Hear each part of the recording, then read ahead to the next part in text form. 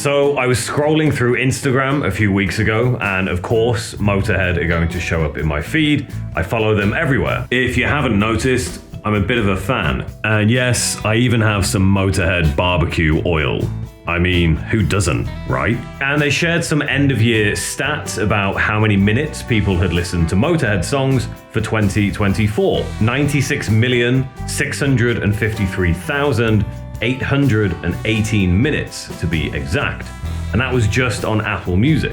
That equates to 1.6 million hours, or 67,000 days, or 183 years, which is pretty insane for just one band. And something about the post caught my attention, and that was this: Top Shazammed Song. If you don't know what Shazam is, it's an app that will identify almost any song you hear in public.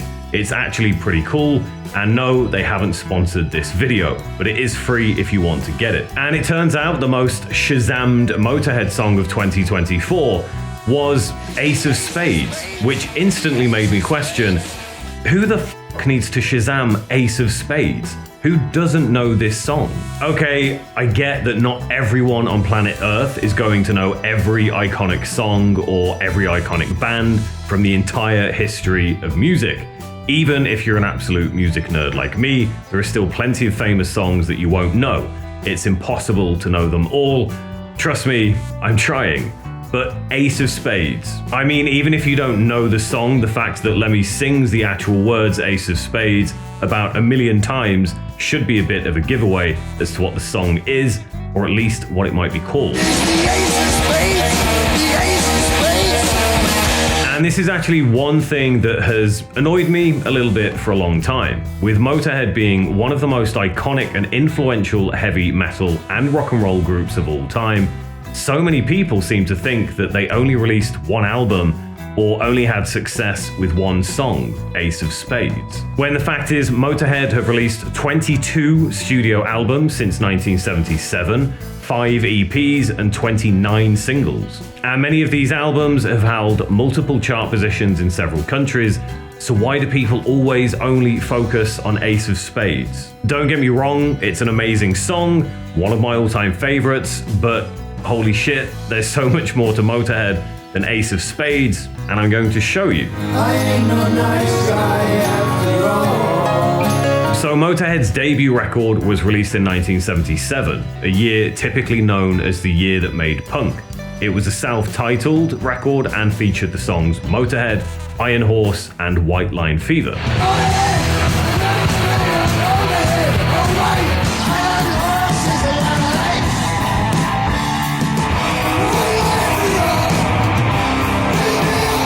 White Line Fever was also the title of Lemmy's biography, which is an excellent read, by the way. You can pick it up from Amazon for about $10. I'll put a link in the description below.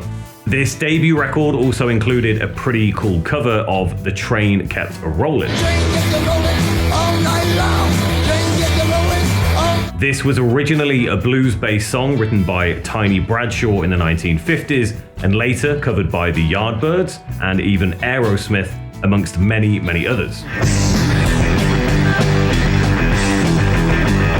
And actually, one of the coolest records I own is an original copy of Motorhead's version of The Train Kept A-Rollin', released on what's called a flexi disc. You can only play it a few times though before it's basically destroyed.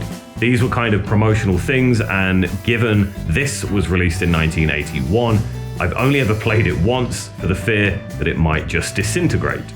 Motorhead's debut album landed them a top 50 chart position in the UK in 1977.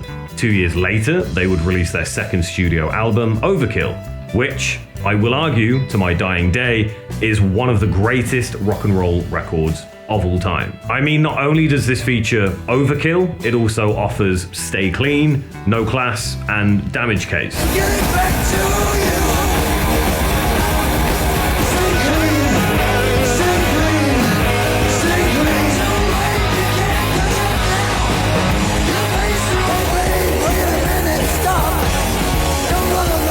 And if you even remotely want to consider yourself a fan of rock and metal, you must know these songs and this album. It should be an actual law and taught in schools, in my opinion. In the same year, Motorhead released their third studio album, Bomber, in 1979, which peaked at number 12 in the UK charts.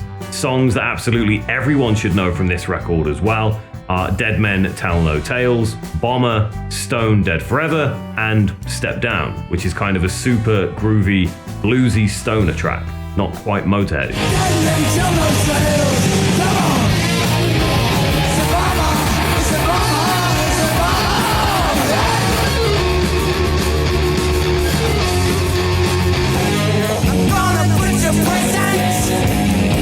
And now in 1980, we get to Motorhead's most well-known record, Ace of Spades. Fun fact, the album cover was designed to appear as if they were cowboys in the wild, wild west, or maybe some desolate desert in Arizona.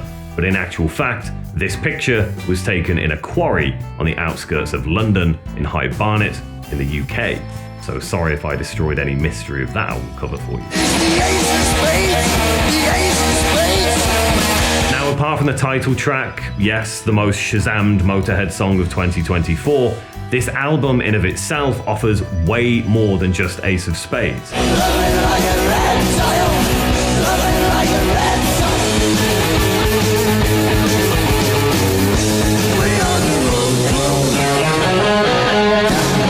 And my personal favourite from this record, The Chase is Better Than the Catch. Now, for some reason, after 1980, it seems a lot of people just seem to think Motorhead stopped recording albums. I mean, to be fair, even their record label was about to drop them after Ace of Spades, so who knows? In my opinion though, post-1980 Motorhead produced some of the best Motorhead music. Even the album that many Motorhead fans consider to be a disaster, which was Another Perfect Day, released in 1983, had a couple of noteworthy tracks on it. Dancing on Your Grave, and I Got Mine.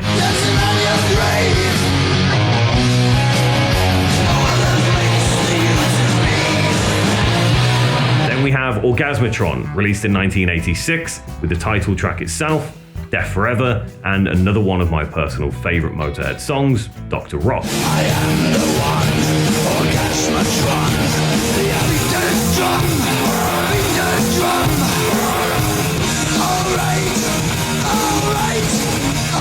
Just 1 year later, in 1987, Motorhead would release what I consider to be one of their most underrated albums, Rock and Roll. I really don't know why this record doesn't get more attention, because it's quite literally pure rock and roll, and it also features Eat the Rich, Traitor, and Stone Deaf in the USA.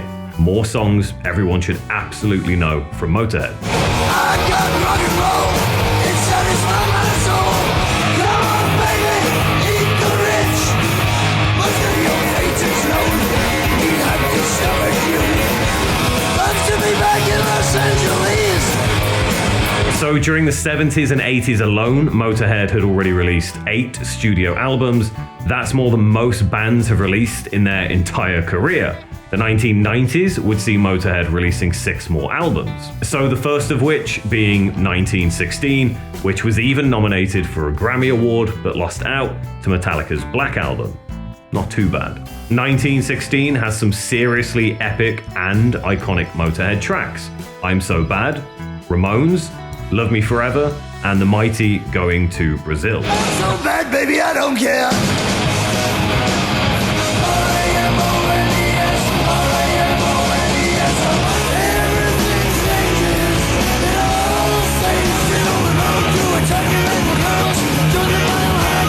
And there's also kind of a super obscure war ballad as the last track.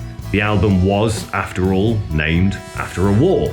It's actually about the Battle of the Somme in World War I.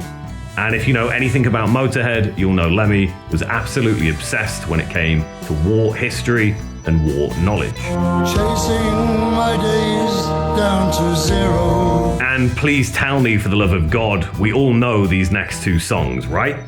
Hellraiser, from the film Hellraiser. And I Ain't No Nice Guy, featuring the mighty Ozzy Osbourne and Slash on guitar. I ain't no nice guy after all. Both taken from Motorhead's 10th record, March or Die, released in 1992. Now this brings me nicely onto two more of my personal favorite Motorhead records, Bastards, released in 1993, and Sacrifice, released in 1995. Not only is Bastards my favorite Motorhead album of all time, it has two of my favorite Motorhead songs on it, Born to Raise Hell and Death or Glory.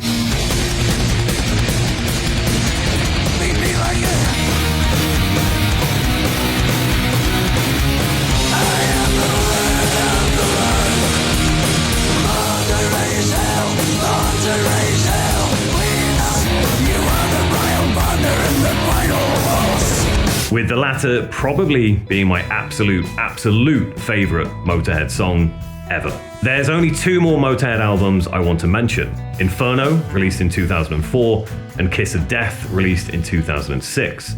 These, in my opinion, are not just great Motorhead records, they are two of the best metal records you'll ever hear. I know that's a big statement, but it's coming from a pretty big Motorhead fan, so I'm a little bit biased. The blanket killer will show you flame and sun. Got a notion? Open fate. I hold a cold knife saga.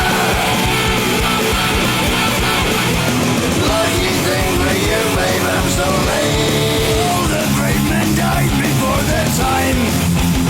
And the amazing thing about Inferno is it hides a truly phenomenal Motorhead song. It's a completely stripped down acoustic blues number called Whorehouse Blues. You know we ain't too good looking, but we are. So there you have it, my little rant and hopefully interesting mini deep dive into some of Motorhead's finer music. They are so much more than Ace of Spades, and I implore you to all delve a little bit deeper into their music.